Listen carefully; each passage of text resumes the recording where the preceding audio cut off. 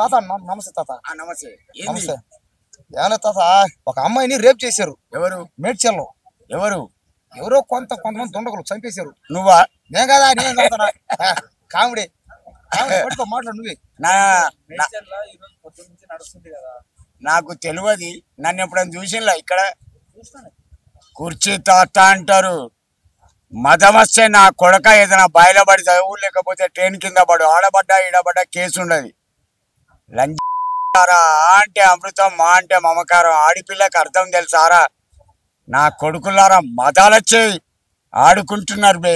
నాకు దొరకాలేవని జైలు పంప 2 గుట్కనరాలు కోసి పడేస్తా. సుల్లి లేవది, నడువు లేవది. బతుకున్నంత కాలం గుద్దతో దేకాలే ఇంట్లో. ఏంట్రా గుసగుస తాత? ఇప్పుడు తప్పు చేసిన శిక్ష పడాలా లేదా? వాణ్ణి నా ముంగట తీసుకురా. 2 నరాలు కట్ చేస్తారు తాత. గుట్కనరాలు కోసిండనుకో ఇక వాడు దేనికి పని చేయడు. పెళ్లి కూడా వాడు ఎవడైనా సరే, వాడు ఎవడైనా దొడ్డున్నాడని దండం పెట్ట, ధనికుడు అని కాళ్ళు మొక్క. నడువు లేవది. గతంలో చూస్తే ఏమైందంటే రేపు చేసినోడు ఒకడు, కానీ శిక్షించినోడిని వేరే వాడు. ఇగో గట్నే ఉంటది.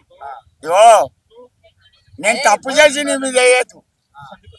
నా గుద్దలు దమ్ముంటే ఒప్పుకోవాలి 10 మంది. నేను తప్పు చేసినా అని ఒప్పుకోవాలి. అటువంటిప్పుడు తప్పెందుకు చేస్తావురా లుచ్చనా కొడుక? నెక్క మళ్ళా గువ్వ పలుకుతుంది. నా కొడుకు 90 మీద పోసి పుల్ల కొడతా ఆగిపోతావు.